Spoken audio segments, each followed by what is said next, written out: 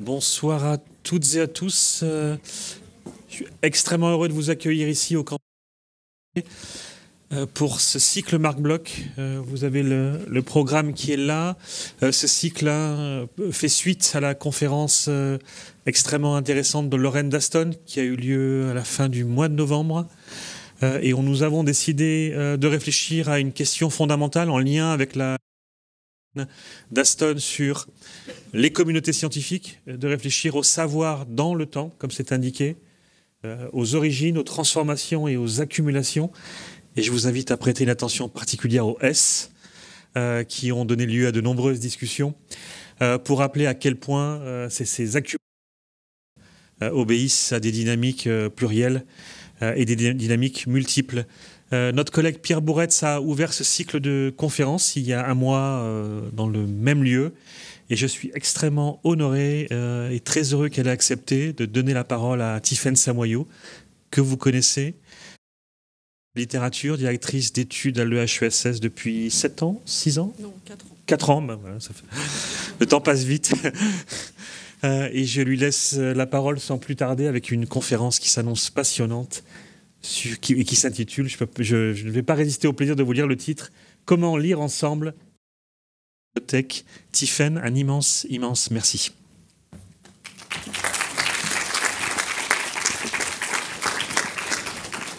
Attendez,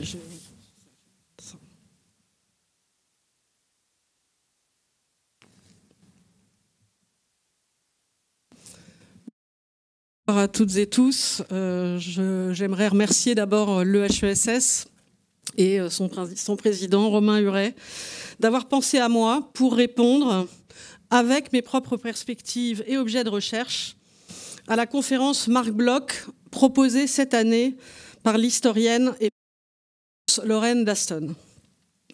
Pour introduire mon intervention d'aujourd'hui, et à destination de celles et ceux qui n'auraient pas pu entendre Lorraine Daston le 29 novembre 2024, je rappellerai brièvement son argumentation.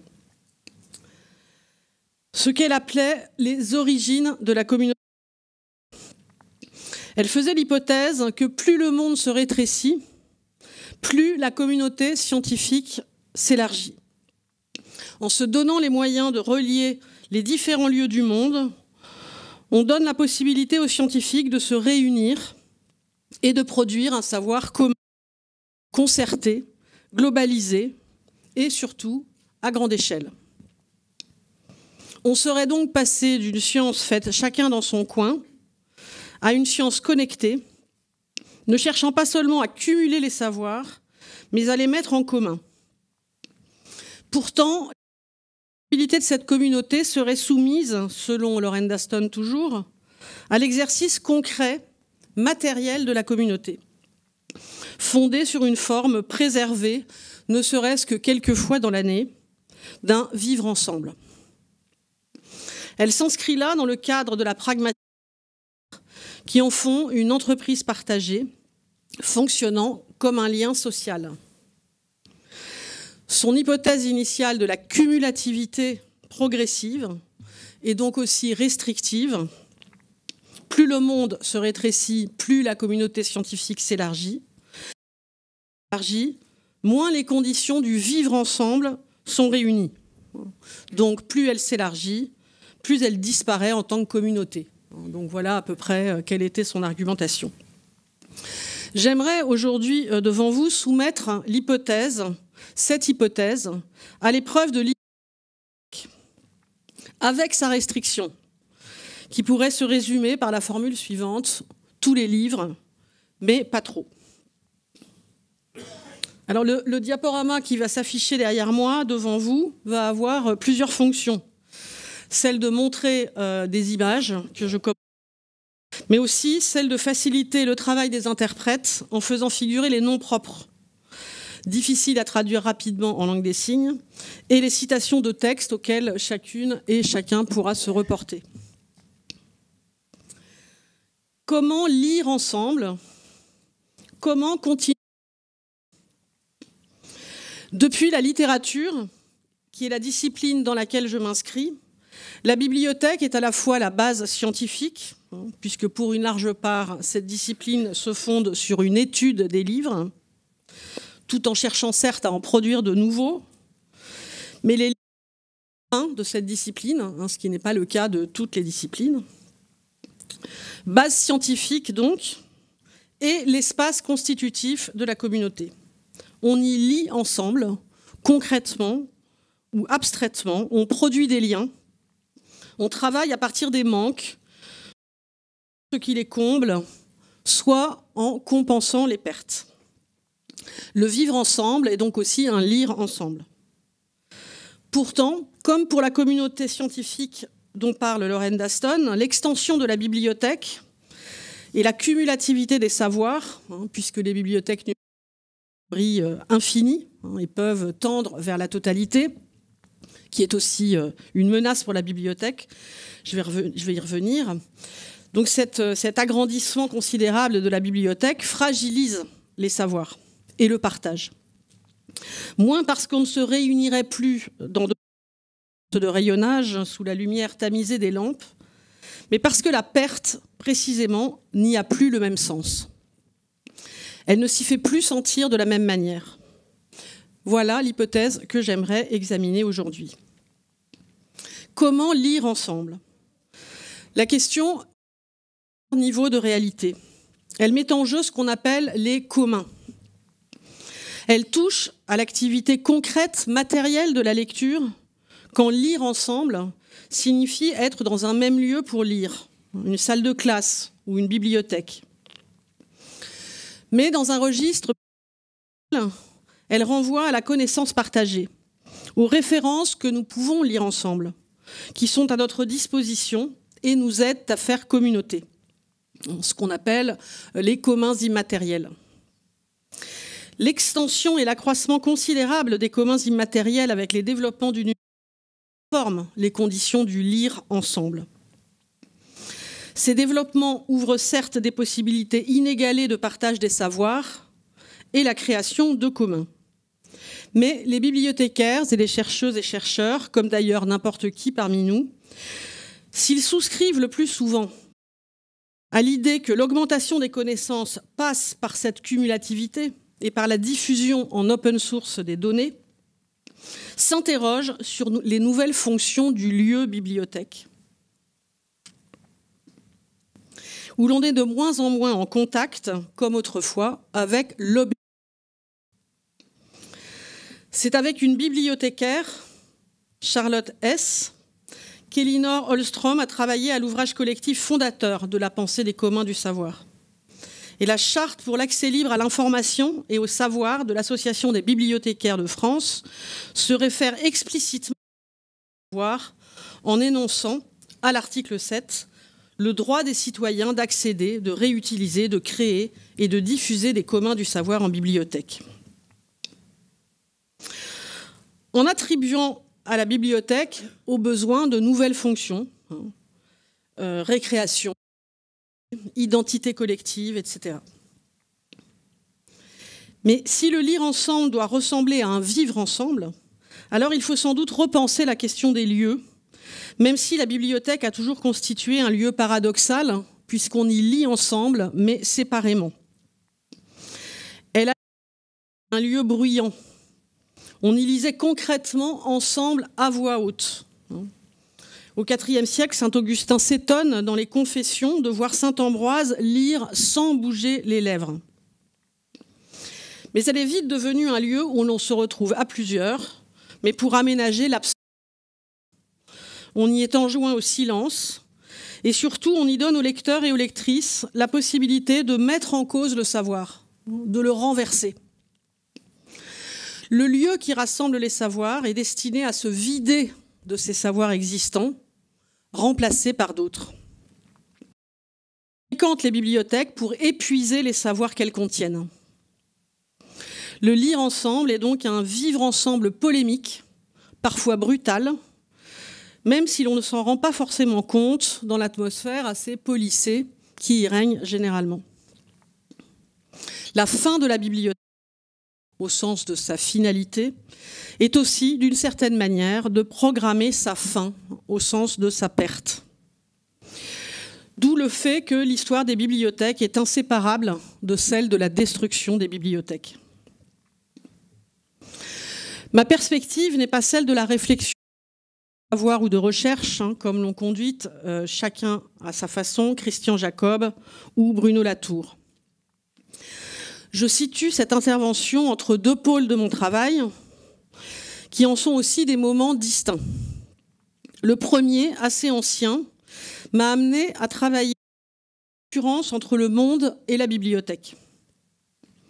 La bibliothèque est-elle médiation vers le monde, par la connaissance, par la représentation, ou négation de celui-ci? Les livres nous donnent-ils accès à la réalité, ou bien seulement dans une stratification de plus en plus épaisse et qui vient l'obscurcir?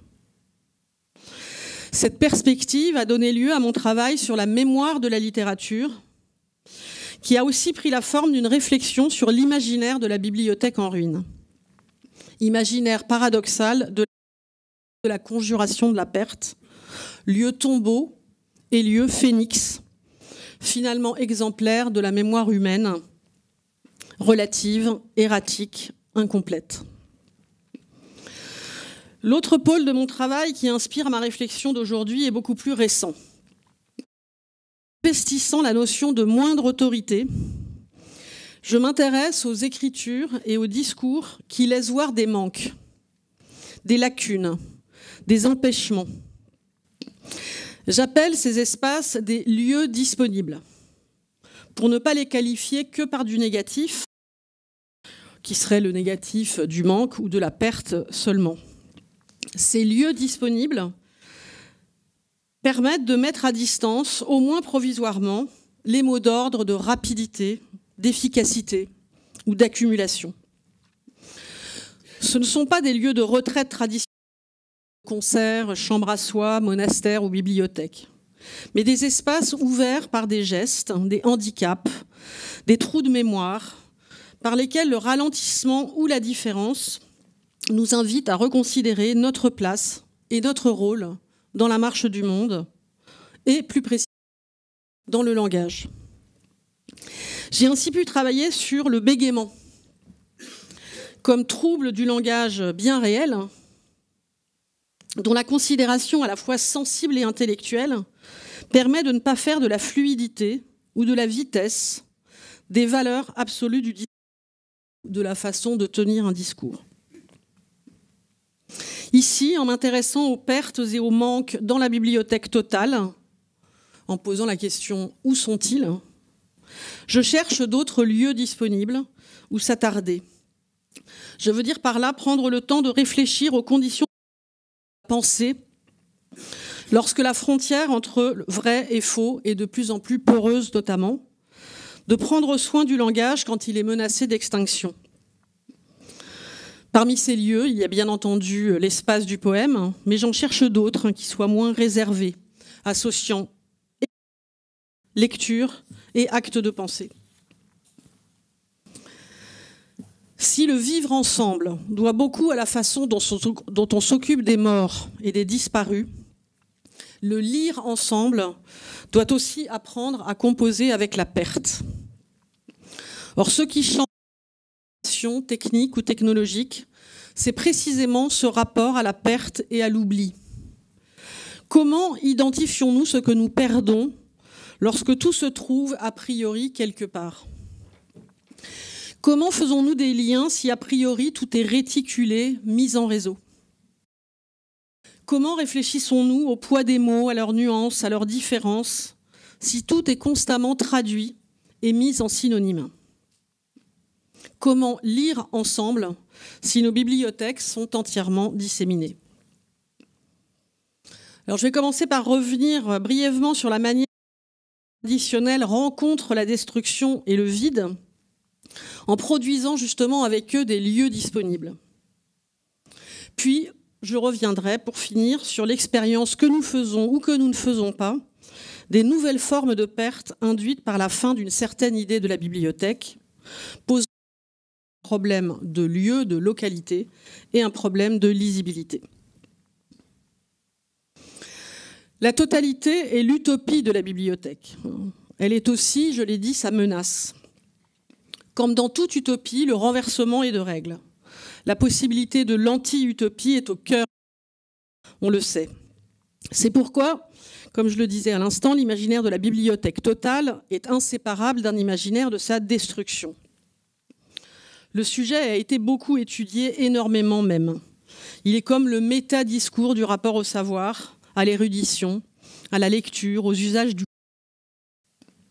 Loin de moi l'idée de proposer une synthèse de cette bibliographie. Face à elle, on est pris du vertige qui est celui de la bibliothèque elle-même, même si cette bibliographie se répète beaucoup, qu'elle reprend toujours les mêmes histoires. Mais si la destruction totale est le motif, elle n'est pas la seule figuration du rapport à la perte et au manque. À mesure que les bibliothèques se sont agrandies et que le savoir a augmenté, la crainte de la disparition, l'effroi du manque ont pris des formes plus nombreuses. J'en examinerai brièvement 3, ce qu'ils deviennent dans la bibliothèque virtuelle: la destruction totale, le livre caché et le livre interdit ou le lieu empêché. C'est peut-être parce que la bibliothèque totale est précisément impossible que sa destruction est un imaginaire aussi puissant. Incendie, parfois accidentel, mais le plus souvent volontaire, inondation, pillage, abandon. Ces événements ont bien lieu dans la réalité, et le début du XXIe siècle ne fait pas exception, avec les incendies de toutes ces... Vous avez derrière vous de Bagdad, de l'université de Mossoul en 2003, celle de l'Institut d'Égypte au Caire en 2011, de la bibliothèque Timbuktu en 2013, de la bibliothèque chrétienne Saï à Tripoli en 2014, de celle de la province Anbar en Irak, toujours en 2014, etc., etc., pour ne parler que des destructions,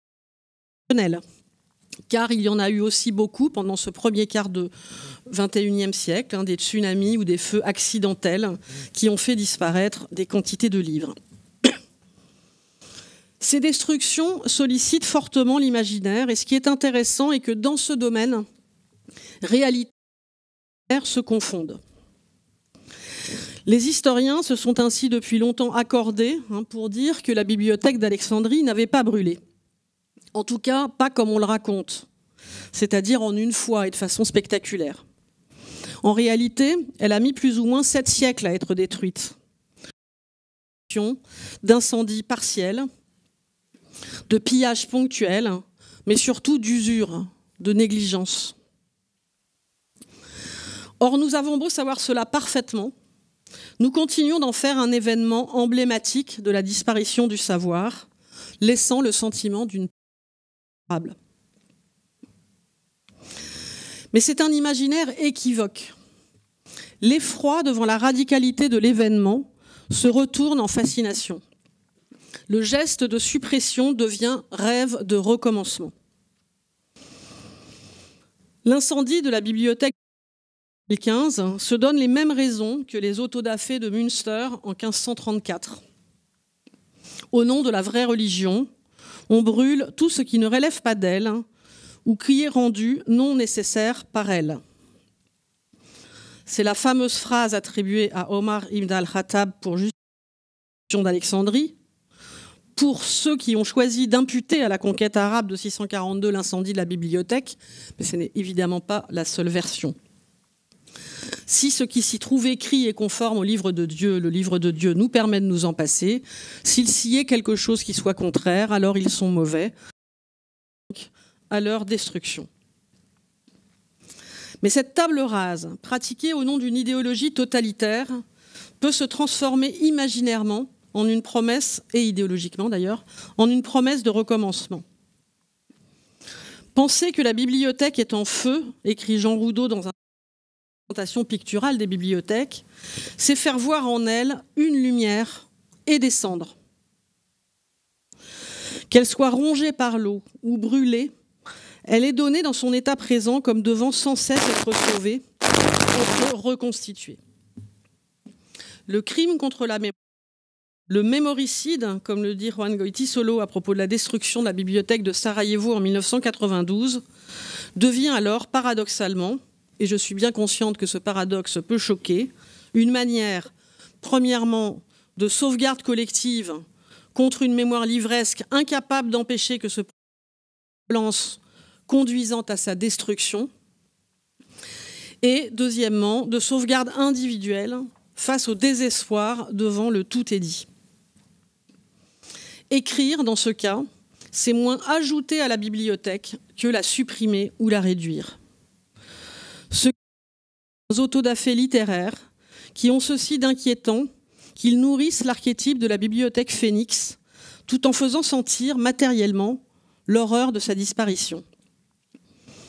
Ce sont par exemple les livres qui crient tandis qu'ils brûlent au bûcher allumé par le bibliothécaire dans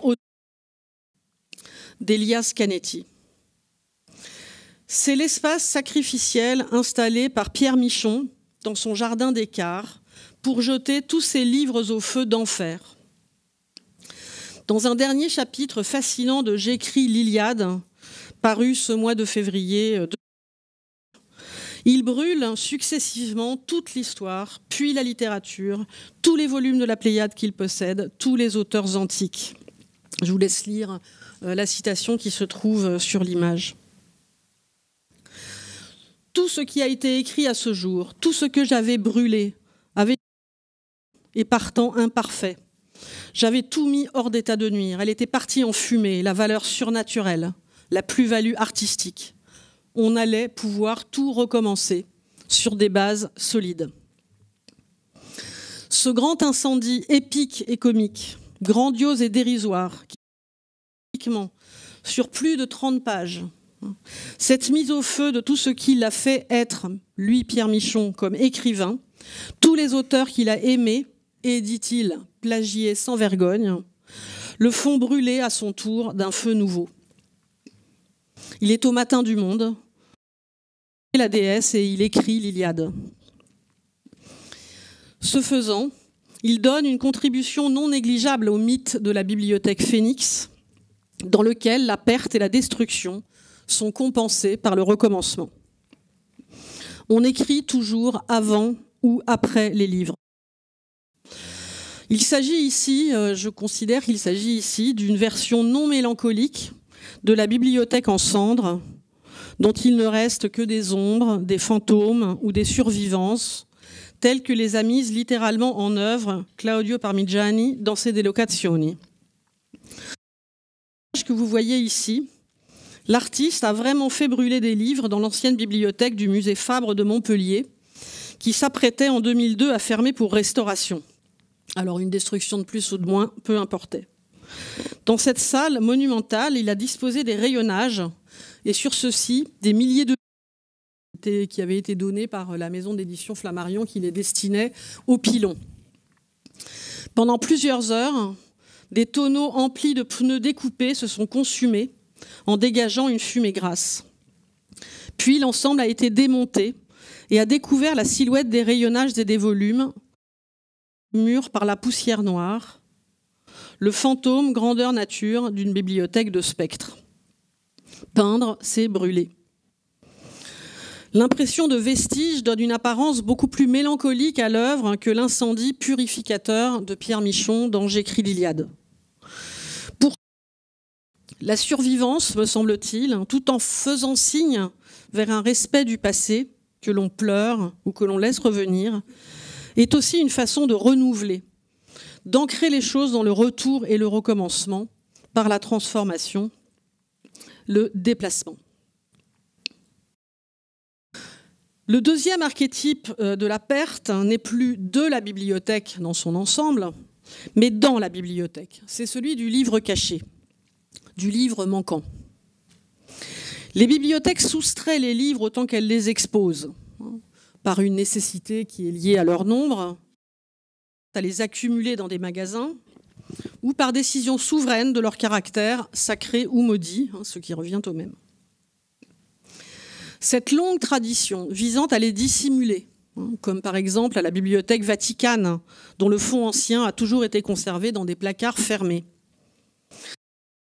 Les plus subversifs des livres, le fameux enfer de la Bibliothèque nationale, a lui aussi fortement stimulé l'imaginaire et nous dit quelque chose de la présence des œuvres perdues.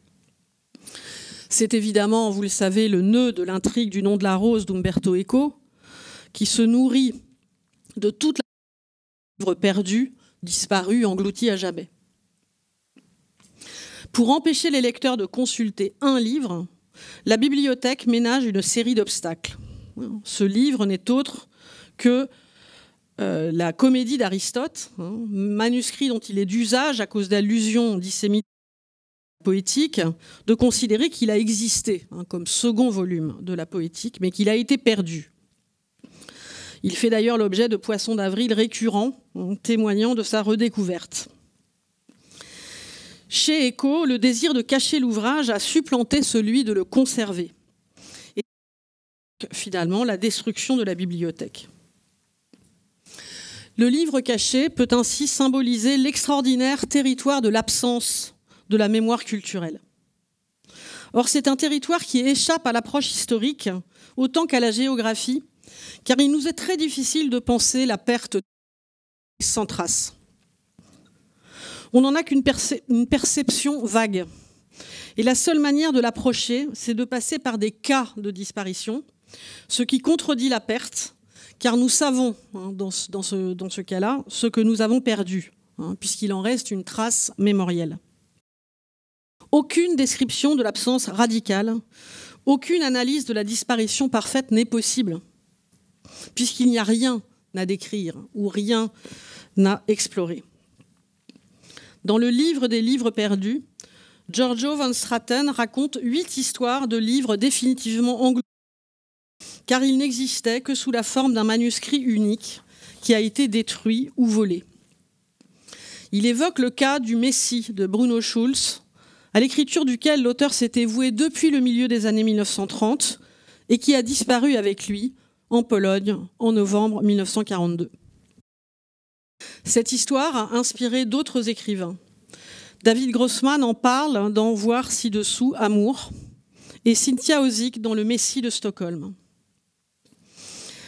Il arrive que les livres disparus aient le pouvoir d'en susciter de nouveaux, écrit Van Straten, de pousser d'autres à combler les vides qui se sont créés. Il faut donc passer par l'imagination pour leur restituer une existence sensible, ce qui peut entraîner aussi la production de faux, dont l'une des illustrations les plus fameuses est l'invention des champs d'Ossian au XVIIIe siècle pour inscrire l'antique mémoire manquante de l'Écosse. Ainsi, très souvent, les livres cachés ou manquants parlent de la perte au moyen du surplus. Soit que des œuvres perdues soient finalement retrouvées, la restitution alors se présente comme un surplus, soit qu'elles provoquent leur remplacement fictif ou mensonger. C'est encore une façon très paradoxale de parler de la perte. Si le livre caché fait l'objet de multiples conjectures, de discours, d'enquêtes, d'anecdotes légendaires, de remplacements, le livre qu'en s'en rendre compte, et nous sommes là confrontés à une perte moins tangible, alors même qu'elle l'est davantage. Les livres sont aussi sujets à des dommages non spectaculaires, qui rendent leur disparition invisible. Usure, effacement, jetage. Dans les bibliothèques non, la pratique du tri des livres, qu'on appelle désherbage en France, est constante. C'est le débarras ordinaire. Le livre mis au rebut, considéré comme inutile, inactuel, abîmé, obsolète. Pour justifier cette pratique nécessaire, mais souvent mal perçue du public, certaines médiathèques ou bibliothèques publiques filent la métaphore du jardinier pour dire que le désherbage est une façon de maintenir la bibliothèque vivante et d'éviter d'en faire un mausolée. Reste que cette disparition, souvent invisible, agrandit le territoire de l'englouti à l'instant, car tous les exemplaires ne sont pas remplacés, loin de là. Des statistiques et d'autres critères peuvent établir une disparition sans retour.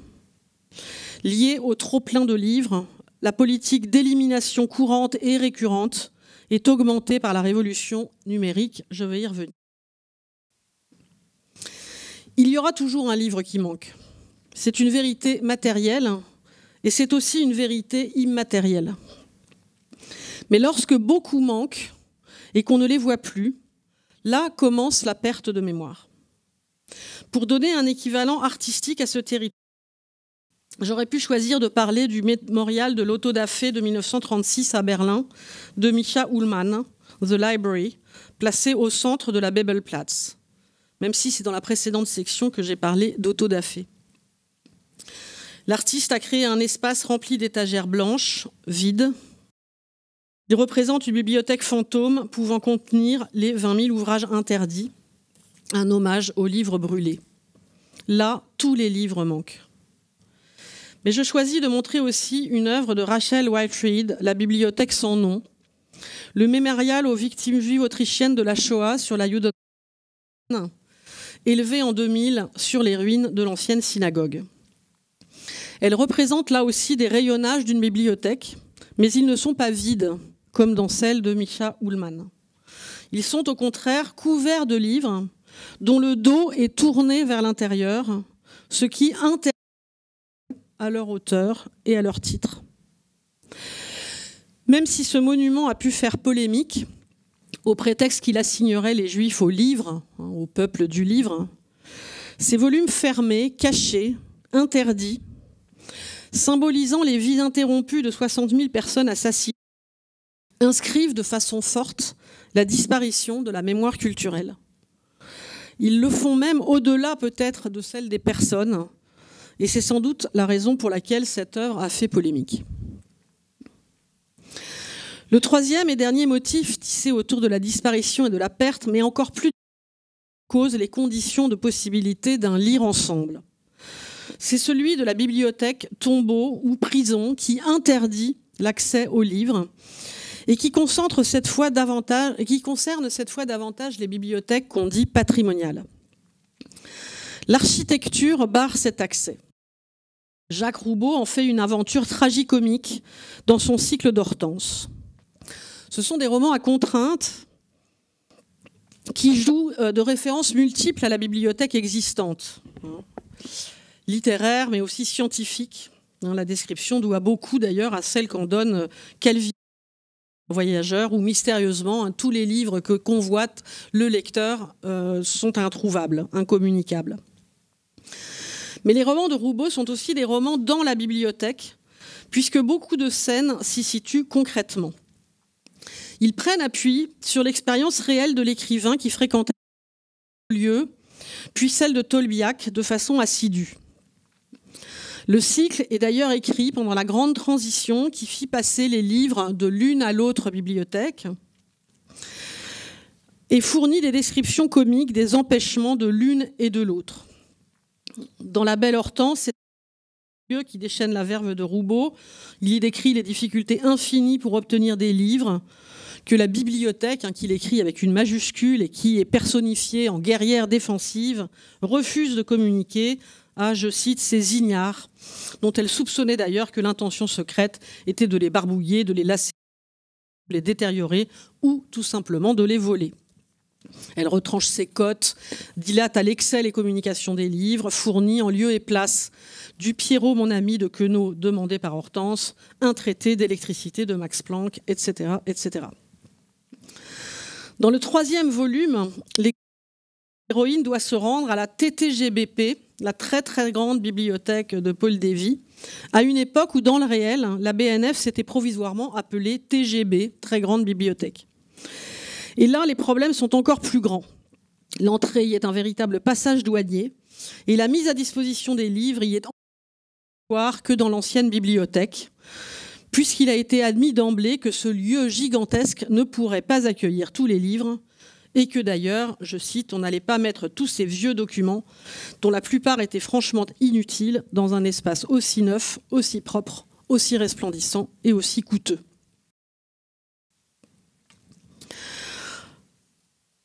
On y voit des lecteurs dans des cubes de verre contemplés par des touristes grimaçants maintenus à l'extérieur, des perroquets volés vers les lecteurs pour leur réciter les livres demandés, et l'administrateur, le roi Ladurie, parodié en Le droit pénurie, des critiques adressées à un lieu dont l'architecte a pourtant prévu qu'elle gagne des étages à mesure que les livres affluent. En réalité, comme on le voit ici sur les archives du projet de Dominique Perrault, les 4 tours seront saturées avant 30 ans, et on y est presque. On est bien sûr dans la satire, mais on trouve dans la littérature du début du XXIe siècle plusieurs livres qui font ce même constat de façon plus équivoque. L'architecture monumentale de la nouvelle bibliothèque parisienne annoncerait la fin des bibliothèques en n'étant plus seulement le tombeau des mais le mausolée de la bibliothèque elle-même. Dans le texte qui clôt Corps du roi, Le ciel est un très grand homme, Pierre Michon associe métaphoriquement l'architecture de la bibliothèque François Mitterrand à celle d'un lieu de culte, avec toute sa batterie de servants. Ce quadruple bouquin de béton illisible, ouvert sur rien. Et plus haut, c'était le tombeau d'un vieil homme couché que j'avais descendu. Mais c'est dans Austerlitz de W.G. Sebald que la critique est la plus dure et la plus sombre. Elle s'étend sur plusieurs pages à la fin du livre. Sebald donne même dans son roman des photographies des 2 bibliothèques parisiennes, l'ancienne et la nouvelle. Et son évocation apparaît finalement comme une allégorie de l'impuissance des livres et des lieux de savoir à porter la mémoire. Littéralement l'accès au texte, qui est le corrélat architectural de la prolifération des moyens d'information, dit Sebald, la nouvelle bibliothèque Tolbiac programme, en s'élevant, un véritable effondrement. L'effondrement de notre capacité à se souvenir. Je le cite. La citation ici, les nouveaux bâtiments de la bibliothèque, qui tant par leur implantation que par leur réglementation interne à la limite de l'absurde, s'attachent à exclure le lecteur en faisant de lui un ennemi potentiel, était ainsi, pensait le moine, dit Austerlitz, la manifestation presque officielle, de plus en plus affirmée, d'en finir avec tout ce qui entretient un lien vivant avec le passé. Il faut dire, et Sebald le rappelle longuement, que le chantier a été réalisé sur les lieux où, pendant l'occupation, se trouvait un vaste entrepôt où les Allemands regroupaient tous les juifs dans les 40 000 appartements qu'ils ont pillés. Cette histoire, je cite encore Sebald, gît sous les fondations de la très grande bibliothèque et elle l'étouffe. Le personnage comprend alors que pour se rapprocher de son père, sur lequel il n'enquête que dans les livres, dans les archives, il lui faut quitter la bibliothèque, reconduite à l'archivage de la bêtise humaine, ce que pensait déjà Rousseau, et regagner le monde. Ces allers-retours sont nombreux dans l'œuvre de Sebald, et il arrive même que les livres retournent aux arbres et à la forêt, qui rend d'autant plus absurde d'avoir enterré des pins dans le cœur profond de la bibliothèque, où il est arrivé, dit encore Austerlitz, que des oiseaux égarés dans la forêt de la bibliothèque et foncés sur les arbres, se reflétant dans les vitres, et soient tombés raides morts après un choc sourd. J'ai écrit ces lignes dans cette même bibliothèque, à la place 37 de la salle U, au rez-de-jardin. En levant les yeux de mon livre ou de mon ordinateur, je voyais le jour tomber sur la forêt. Je n'endosse pas les critiques adressées à ce lieu où j'aime lire et travailler. Je note cependant que ces 3 auteurs, qui appartiennent de fait aujourd'hui à la littérature mondiale, surtout Sebald, mais la réception de Roubaud et de Bichon dépasse les frontières nationales, font de ce bâtiment l'allégorie de la fin des bibliothèques et du lire ensemble. Ils le font dans la première décennie du XXIe siècle, certes au moment où la BNF venait de s'ériger, avec tout ce que comporte de dérangements d'habitude, une nouvelle architecture, des nouveaux locaux. Mais ils le font aussi alors même que l'architecture place la mémoire du monde dans des tours, au moment de celle de New York. Surtout, chacun à sa manière, ils formulent un sentiment commun de la fin des bibliothèques qui contraint de penser d'une nouvelle façon la mémoire et la perte. Je terminerai une fois de plus le parcours de ce motif par une image. fille de Candida Höfer, qui a photographié beaucoup des grandes et des moins grandes bibliothèques du monde avant leur remplacement par le numérique. Inspirée par Hilla et Bernd Becher, dont elle a été l'élève à Düsseldorf, elle rend compte par ses grands formats à la fois de la monumentalité et du détail. Surtout, ces bibliothèques sont vides de toute lectrice, de tout lecteur. Elle les traite comme signalant la fin d'un monde, avec la même attention et la même frontalité que celle des Becher pour les bâtiments industriels. Donc j'aurais pu choisir de la Bibliothèque nationale de France, qui fait écho au texte que j'ai cité, ou celle de la Peabody Library de Baltimore, qui évoque parfaitement à la fois le panoptique carcéral et le mausolée. Mais j'ai finalement retenu 2 images de la plus modeste Deutsche Bücherei de Leipzig, série de 1997, où l'on éprouve, me semble-t-il, de façon sensible ces nouvelles disparitions dont j'aimerais parler pour finir. Les grandes mutations de la culture de l'écrit ont toujours entraîné la perte de ce qui précédait. Dans le courant, le développement du codex entraîne la disparition des grandes bibliothèques antiques et de très nombreux volumens. Lucien Polastron souligne avec ironie à quel point la naissance des bibliothèques chrétiennes est une perte pour le livre. Le bout du rouleau, écrit-il, en effet, coïncide avec la mort grecque et romaine, l'effacement des immenses écrivains que celle-ci a portés et la perte de leurs écrits. Rien ne se publiera hors du dogme entre le 5e et le 12e siècle, hormis quelques apparitions de traités médicaux ou scientifiques, d'ailleurs traduits de l'arabe. Au Moyen-Âge, les seules bibliothèques se trouvent dans le monde musulman, à Bagdad, à Cordoue, au Caire. La deuxième grande mutation, la galaxie Gutenberg, a vu au contraire augmenter considérablement les savoirs et leur accumulation en Europe.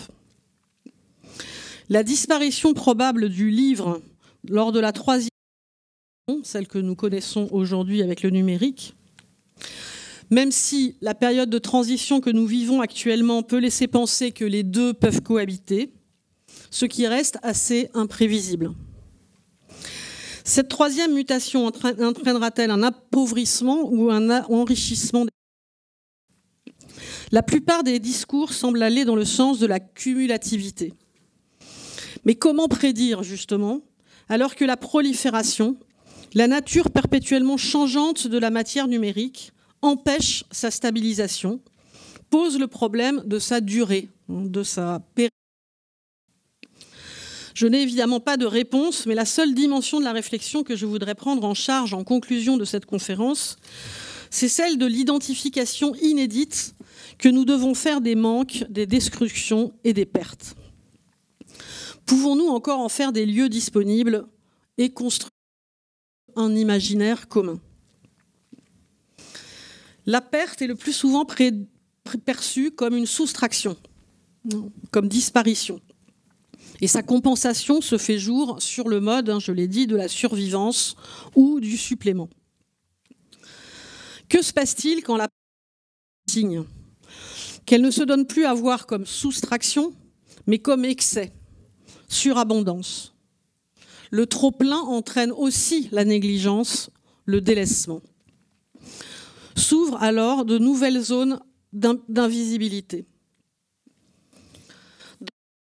Des œuvres perdues, Judith Schlanger rappelle que ce qui maintient la mémoire des œuvres vivantes, c'est l'intérêt. Mais comment maintenir son intérêt dans un contexte de surabondance ? Surtout, comment produire de l'intérêt commun ? Le comment lire ensemble pose un problème de qualité, ou lire ensemble, et un problème de lisibilité. Quoi lire ensemble ? J'examinerai brièvement le premier problème, celui de la localité, sous le titre « Les bibliothèques de l'ombre, à l'ombre des livres ». Les nouvelles pratiques de lecture et de recherche ont fait émerger en effet des bibliothèques de l'ombre, des bibliothèques virtuelles et métaphoriques. Dans ces dernières, les bibliothèques métaphoriques, on peut encore tenter d'y faire bibliothèque, c'est-à-dire de donner naissance à une communauté en ligne, de tisser des liens faibles, comme sont généralement dans une bibliothèque. L'expérience de la bibliothèque solidaire du confinement, étudiée dans un livre récent qui m'a aimablement été communiqué par une des personnes de l'assistance, eh bien, cette bibliothèque solidaire, qui a connu un succès assez phénoménal pendant le premier confinement, le partage de la documentation pouvait se mettre en place extrêmement rapidement et compenser en partie la fermeture des bibliothèques réelles. L'étude est intéressante car elle indique qu'il y a une diversité de publics et une ouverture des frontières qui cessent de faire de la bibliothèque un espace réservé ou un lieu privilégié. Mais cette expérience, comme celle des espaces de travail silencieux en ligne, où l'on se réunit dans une salle virtuelle pour travailler ensemble toute la journée, peuvent avoir des impacts sur la bibliothèque réelle. Vous vous souvenez peut-être de l'image que j'ai placée en ouverture. Elle montre, ce sont des photos que j'ai prises, elle montre que la BNF est très peuplée d'un public varié, studieux, mais pas forcément dans les salles où se trouvent les livres. Dans les allées, la cafétéria, les salles de repos, qui sont devenues de véritables salles de lecture et de travail, sans objet. On constate un peu partout dans le monde que les bibliothèques n'ont jamais été aussi fréquentées que depuis le confinement, mais elles changent de fonction. Les qualités associées à ce lieu restent prégnantes, la communauté des liens faibles, le silence, la concentration, mais les livres ne sont plus nécessaires. On s'installe à leur ombre, parfois de plus en plus lointaine. La communication, le prêt ne sont plus des missions centrales et ces lieux doivent redéfinir leurs fonctions. Un rapport récent de la New York Public Library fait quasiment disparaître le mot « book » de son vocabulaire. Les fonctions de la bibliothèque y sont moins le développement de connaissances que le bien-être, la stabilité, la sécurité, le refuge, la paix, la joie et le confort. On y est ensemble, mais sans livre. On y lit ensemble, sur écran. Même si on peut choisir des modalités de pratique, on ne peut que prendre la mesure d'une disparition matérielle, celle du livre comme objet. Si, dans les configurations traditionnelles examinées plus haut, la perte des livres suscitait l'indignation et le regret, dans la situation actuelle, elle semble consentie. On pense ainsi régler les problèmes de stockage et même résister à la destruction. Pourtant, on sait maintenant que les données prennent beaucoup de place et que leurs lieux de stockage ne sont pas indestructibles. Ainsi, la mise au pilon de gigantesques volumes de papier suite à leur numérisation a peut-être été prématurée et aussi destructive que certains incendies criminels. Cette relocalisation de la bibliothèque dans les nuages oblige malgré tout à nous demander autrement où lit-on. Car numériser, les livres n'ont plus vraiment de place. Comment désormais nos bibliothèques virtuelles ?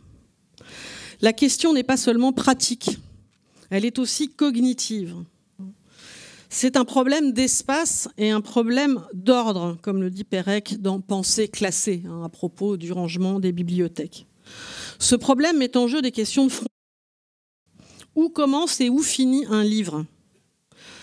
Jusqu'à quand d'ailleurs les imaginerons-nous encore comme des livres, avec un début et une fin, une couverture et une tranche ? Ce qui, pour la bibliothèque numérique, devient une métaphore, puisque nous sommes plutôt dans le livre de sable évoqué par Borges dans la Nouvelle, c'est-à-dire un livre aux pages infinies, soumis à un désordre perpétuel.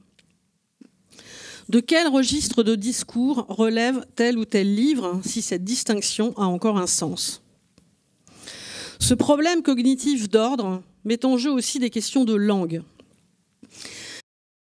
De plus en plus souvent sans qu'on le demande, on s'achemine vers une relative indifférence à l'égard de cette question, et donc aussi à l'égard de la transformation qui s'opère dans le passage. Il me semble qu'il y a là une perte invisible assez considérable et dont nous n'avons pas encore pris la mesure. Enfin, ce problème de rangement de la bibliothèque met en jeu des questions de langage. Le nivellement du langage machinique et du langage humain accentue la dévaluation des mots et l'indistinction entre vrai et faux. La bibliothèque a toujours accueilli des livres faux, des livres problématique ou mensonger. Mais dans la généralisation du paradigme de l'indistinction, la bibliothèque des faux livres, ou des livres faux, ce qui n'est pas la même chose, risque de prendre des proportions considérables.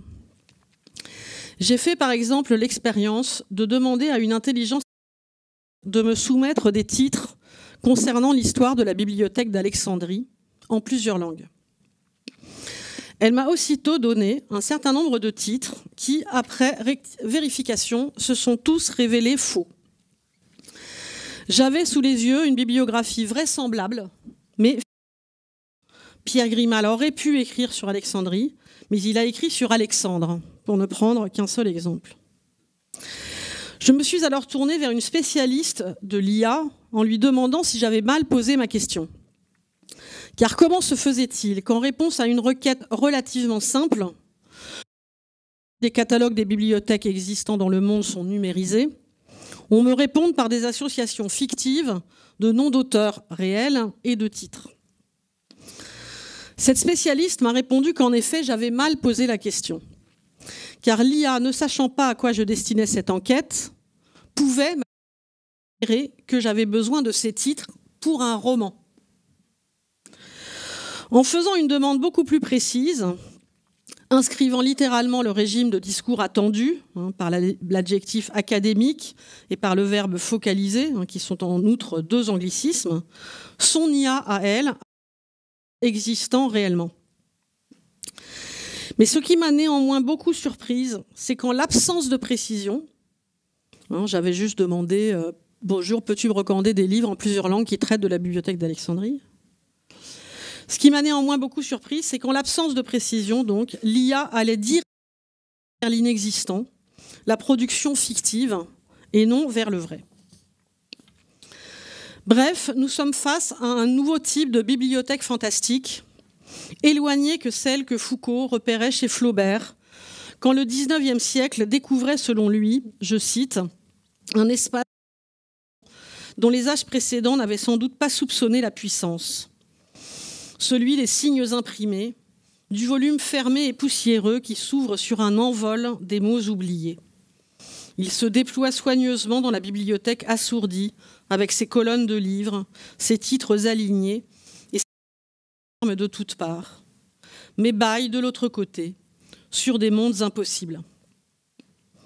Cette ligne fantastique de la bibliothèque que Foucault conduit de Flaubert à Borges, où bibliothèque et monde se confondent et où l'omniscience terrifiante totale continue à se constituer comme imaginaire de notre présent, trouve de singulières réalisations aujourd'hui, où manque encore le monde, mais bien différemment. Le numérique a cru pouvoir donner forme et contenu à la bibliothèque utopique fantastique de Babel selon Borges, ou la bibliothèque universelle de Cour-de-Laswitz qui l'aurait inspirée. C'est le site libraryofbabel.org, créé par Jonathan Basile. Certes, il en matérialise de façon dématérialisée l'idée.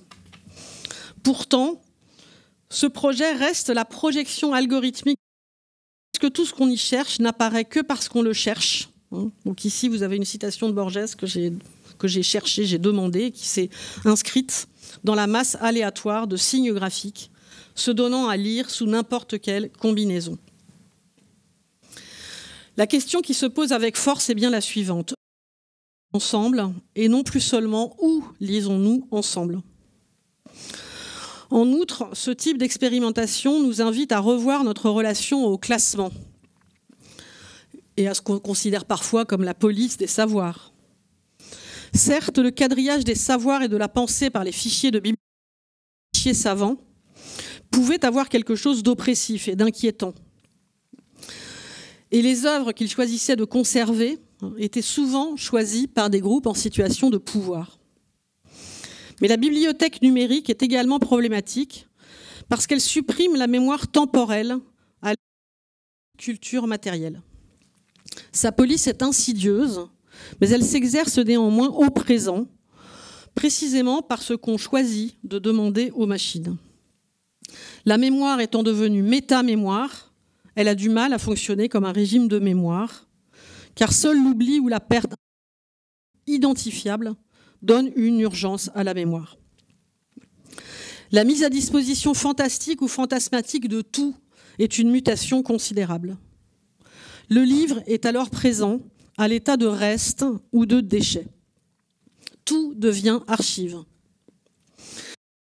Archive de la bibliothèque explique sans doute la passion pour l'archive qui a saisi tout le monde depuis un bon moment, bien au-delà de celles et ceux qui en font leur métier.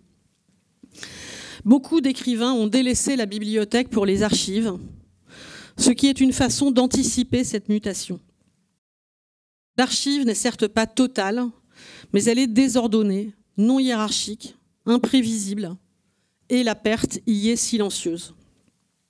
Le devenir archive de la bibliothèque nous révèle que ce qui nous manque dans la bibliothèque nouvelle, c'est peut-être précisément le manque. Et de cela, je n'ai pas d'image qui viendrait l'exprimer. Merci.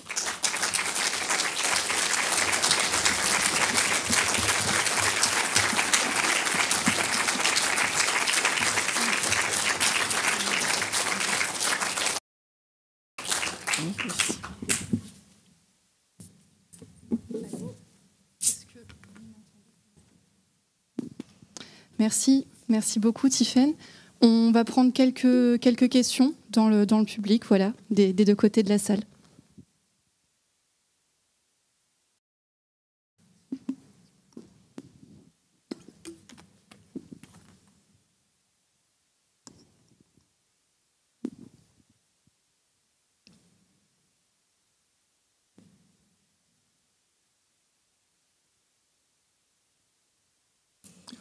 Oui, j'aurais voulu savoir si il n'y avait pas une spécificité concernant les bibliothèques pour enfants.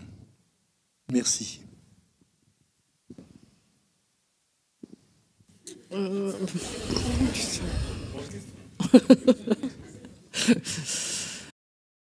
Enfin, je ne sais pas. Il y a certainement encore une pratique du livre et de l'album qui est liée, je pense beaucoup aux peurs des parents par rapport aux outils numériques. Mais à terme, je ne vois pas différent. Mais bon, peut-être que je me trompe. Hein. Ou alors le livre jouet, je ne sais pas. J'ai pas de réponse. Mais peut-être vous en avez une. Ou vous avez peut-être une idée.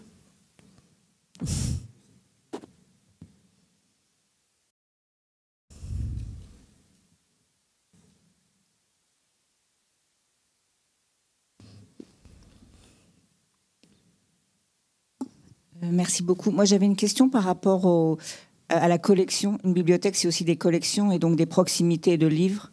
Et donc, dans la proximité, ça fait sens aussi pour le lecteur de la bibliothèque traditionnelle, on va dire. Et le numérique fait exploser cette proximité avec des accès directs à des ouvrages. Et qu'est-ce que vous... Enfin, peut-être que c'est une autre étape de la réflexion, mais qu'est-ce qu'on peut dire de cette parcellisation de la bibliothèque en rapport du lecteur avec des livres et non pas avec une collection? Oui, tout à fait. Je crois que c'est un peu ce que j'ai voulu dire quand j'ai parlé du problème de place. C'est-à-dire, c'est pas le problème de place au sens du stockage, mais le problème de place au sens où les choses, dans quelle relation, avec quel autre volume, qui compte en effet beaucoup dans la bibliothèque traditionnelle et qui fait apercevoir justement de manière assez concrète les manques ou les absences.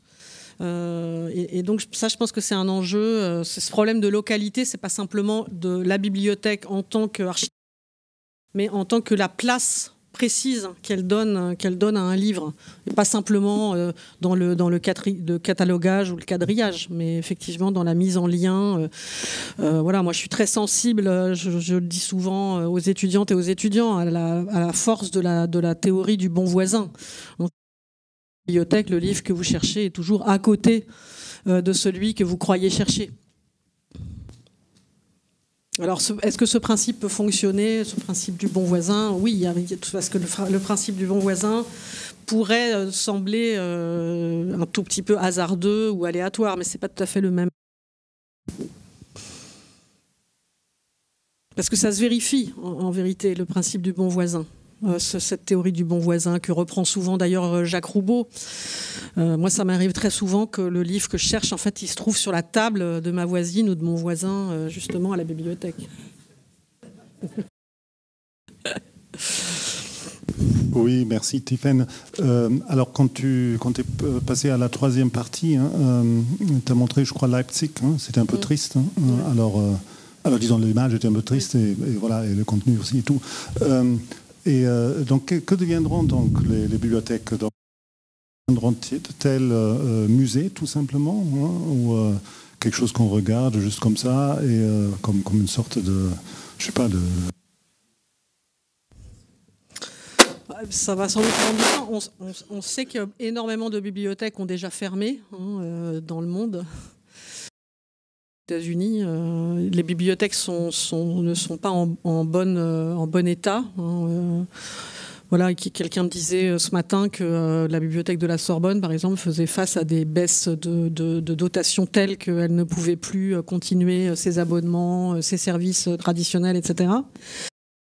Donc voilà, je ne sais pas combien de temps ça prendra, mais si j'ai montré aussi ces images de la bibliothèque de Leipzig, c'est parce qu'elles sont très proches de ces images de la nouvelle objectivité allemande qui montrent le devenir de ces bâtiments industriels qui n'ont plus de fonction. Alors effectivement, en devenant des lieux culturels ou des lieux d'entertainment. Donc c'est peut-être la même destinée. Enfin, de toute façon, c'est pas forcément pour tout de suite, mais il y a un épuisement, ça c'est certain. Donc qu'est-ce que ça deviendra? Peut-être des lieux de stockage de data aussi. Que bientôt, on ira photographier comme les Becher photographiaient les châteaux d'eau.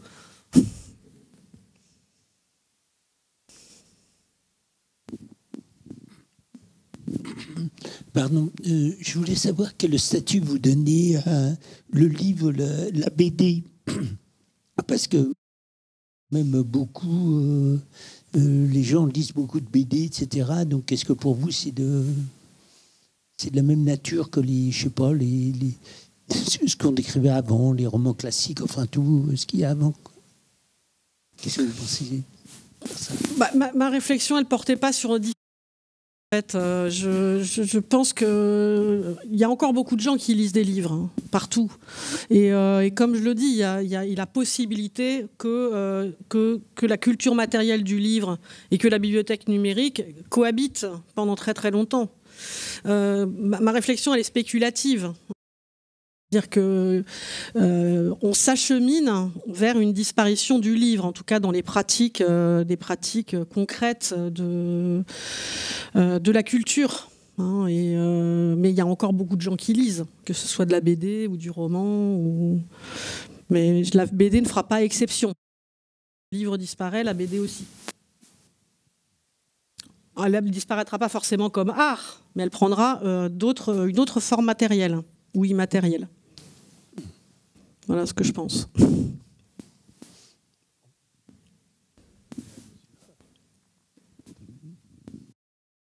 Merci pour cette très belle conférence.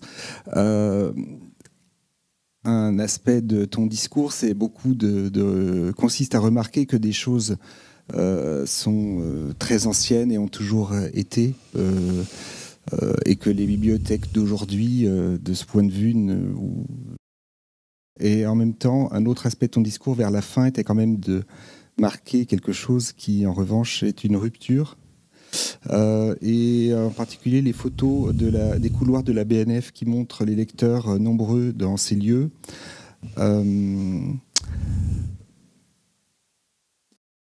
C'était une des rares fois où tu n'as pas dit ce type de situation sans doute existait déjà avant, etc. Mais je me suis posé cette question après tout.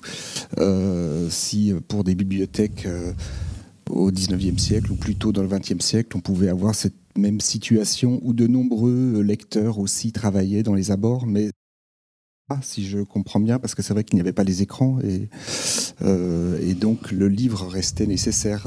Enfin, je pense qu'il y a quand même une mutation, d'ailleurs que tous les livres d'aujourd'hui qui sont faits depuis, par exemple, l'École nationale supérieure des bibliothèques, enregistre cette mutation de la fréquentation des bibliothèques qui n'est plus prioritairement une fréquentation pour la lecture ou l'emprunt des livres. Ça, c'est quelque chose que j'ai pu lire vraiment sous la plume des praticiens et des professionnels des bibliothèques. Donc oui, c'est quelque chose qui a changé. Ce que je voulais dire, c'est qu'il y a eu plusieurs mutations. C'est-à-dire qu'on n'est pas dans une sorte de grande mutation et qui ferait qu'il y a un avant et un après. Il y a eu plein dans l'histoire, plein de moments où des de la mémoire culturelle ont disparu. C'est ça que je voulais souligner. Mais il y a quelque chose de spécifique. Et je trouve frappant que la littérature l'inscrive de manière aussi imaginative, comme pour accompagner, enfin, c'est aussi son rôle à la littérature, de constituer une réserve imaginaire pour nous aider à vivre les pertes. C'était le sens aussi de mon discours. Mais comme peut faire l'art également, enfin d'autres formes d'art.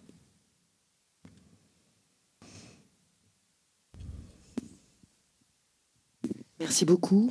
Je voulais vous poser une question aussi sur l'écologie. Est-ce que le fait qu'on produise aussi moins de livres est dû aussi à une question d'environnement? La deuxième, est-ce que la numérisation a quand même apporté, avec, j'ai vu aussi la Bibliothèque sans frontières ou d'autres, un accès au savoir à des populations très éloignées qui n'en avaient pas, qui n'ont même pas de livres et qui ont cet accès-là. Et ma dernière, ça c'est plutôt une constatation, mais ma question est, ça veut dire qu'on écrira comment, si l'objet livre n'existe pas, et le savoir continuera, j'espère, à circuler. Mais dans ce cas-là, de quelle manière, si le livre, pour le coup, n'existe plus? Alors, ce sont des questions assez lourdes. Sur la question écologique, c'est une question qui est assez complexe. Je me suis retrouvée une fois, justement en Allemagne, dans un congrès littéraire d'écrivains, où un écrivain, jeune d'ailleurs, lui refusait que ses livres soient publiés en papier à cause de la destruction des forêts. En réalité, les dommages environnementaux du stockage des données, on le sait maintenant, sont encore plus grands. Donc voilà, la culture matérielle, il y a toujours une part d'usage et avec la culture matérielle. Donc là, je dirais, évidemment, il ne s'agit pas de mettre dans la balance, voilà. Mais donc, je pense qu'il peut y avoir des personnes qui considèrent que c'est un bienfait écologique. Voilà, c'est pas forcément l'enjeu le plus crucial, étant donné les dommages écologiques qui sont entraînés aussi par la production de plus en plus grande de données et la nécessité de leur stockage. Sur la deuxième question, oui, alors j'ai voulu le dire à quelques dit beaucoup de choses. Voilà, je pense que c'est quand même important de ne pas. Moi, j'ai pas un discours seulement, disons, apocalyptique. C'est aussi beaucoup des constats, une sorte d'essayer de voir comment on peut réfléchir ensemble à ce qui nous arrive, mais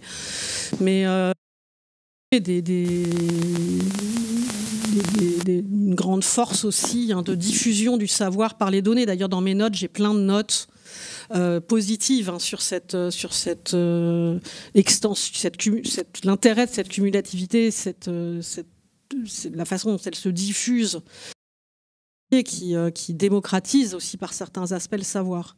Simplement, à un certain moment, ces questions que j'ai soulevées, qui sont celles des places, des liens, etc., des places justement, des mises en relation des livres, etc., elles vont se poser pour que cette question elle soit effective et réelle.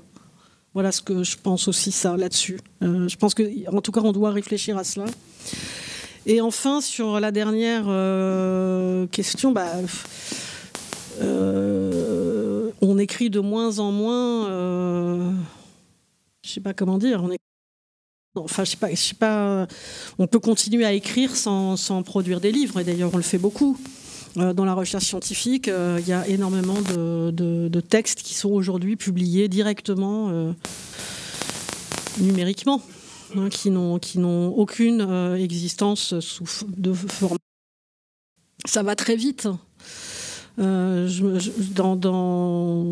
y a quelques années, quand on écrivait un article, on avait quelque chose qui est un objet qui n'existe plus, qui est un tiré à part.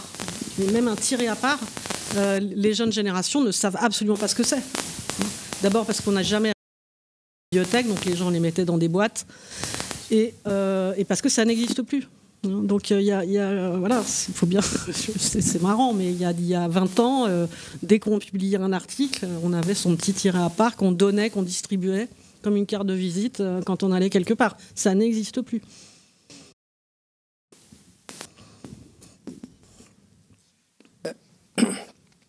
C'est pas tout à fait une question, pardon Tiffaine, mais et sans non plus être dans des visions apocalyptiques, les bibliothèques que tu as citées et qui ont brûlé, c'est Mossoul, c'est le Caire, c'est Tombouctou, Tripoli, c'est l'Irak et Moscou.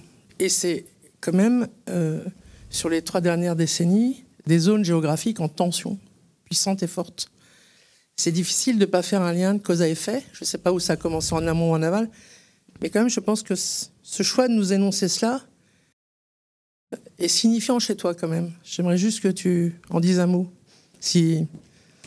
Alors, j'ai choisi comme date, j'ai choisi comme date de commencement le début du XXIe siècle. Donc, ces bibliothèques-là, les premières ayant été détruites par les opérations américaines en Irak en 2003. Évidemment, moi, effectivement, j'aurais préféré commencer en 1992 par celle de Sarajevo, sur laquelle j'ai écrit, puisque j'y suis allée en 1995 et que je l'ai raconté déjà, mais un bulletin d'emprunt de livres dans les décombres de cette bibliothèque. Mais j'ai commencé juste, j'ai voulu dire, dans le premier quart du XXIe siècle, il y a eu des destructions de bibliothèques, mais si vous regardez, c'est très facile à trouver, il n'y a aucune époque où il y a... Donc là-dessus, il y a une continuité. Hein, c'est-à-dire, c'est pas... voilà, il y a toujours eu des destructions de bibliothèques, intentionnelles et accidentelles, mais des destructions intentionnelles, il y en a à toutes les époques. Et des autodafés, il y en a dans toutes les cultures, à toutes les époques. Là, ça tombe sur une zone qui est particulièrement en tension aujourd'hui. C'est normal, puisque en fait, à chaque époque, ça révèle, l'incendie de bibliothèque révèle une très forte, la présence soit de la guerre, soit d'une très forte imposition idéologique. C'est la destruction des bibliothèques n'est jamais faite dans un contexte pacifique. Mais quand on regarde la liste, on a à peu près autant de destruction de bibliothèques que de guerre.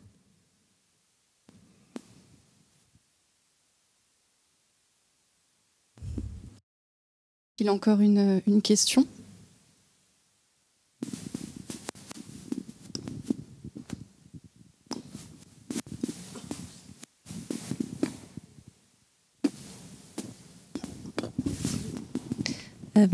Merci beaucoup pour votre conférence. J'aimerais revenir au tout début, puisque c'est une conférence que vous avez écrite en partie en réponse à Lorraine Daston. Et j'aurais aimé peut-être que vous précisiez votre réponse à Lorraine Daston. J'ai l'impression que... la version de la question serait... Est-ce que vous êtes en train de répondre, est-ce que vous avez répondu à Lorraine Daston que ce n'est pas une question de taille, la communauté, et en formulant la question de cette manière-là, je fais référence à une anthropologue, je suis anthropologue, une anthropologue qui s'appelle Mary Douglas et qui a consacré un ouvrage aux institutions dans lequel il y a un chapitre qui s'intitule « Ce n'est pas une question de taille ». Est-ce que vous pourriez éventuellement, si vous en avez encore l'énergie après cette conférence et ces questions, nous en dire un peu plus sur la manière dont vous situeriez théoriquement cette idée de communauté ou d'être ensemble à travers les livres au regard de Lauren Daston et éventuellement de Mary Douglas, si vous pouvez. Alors effectivement, votre question, elle est très intéressante parce que quand j'ai commencé à réfléchir à cela, je voulais répondre que c'est et je dois dire que j'avais été un tout petit peu peut-être déçue dans la conférence de Lauren Daston justement de cette équation que j'ai résumée un peu hâtivement, mais finalement je ne pouvais pas tellement le résumer autrement. Et c'est aussi pour ça que, comme elle insistait beaucoup sur la taille critique ou la taille raisonnable, disons, pour pouvoir produire du savoir ensemble, je me disais... Et puis, bizarrement, cette idée un peu simple, je dirais que je l'ai un tout petit peu retrouvée après avoir beaucoup travaillé. Parce que j'avais peut-être beaucoup de rattrapé par les affects, en fait. Comme vous avez pu le sentir, c'est-à-dire que malgré tout, quand on travaille sur ces questions, quand on les envisage d'un point de vue théorique, intellectuel, on peut maîtriser un discours et aller assez loin. Mais en fait, à force de travailler sur la perte et la fin, etc., en fait, et donc je dirais qu'à la fin, je me rapprochais plus d'elle. Donc merci beaucoup de m'avoir fait préciser cela. Je n'ai pas vraiment répondu complètement à votre question, mais...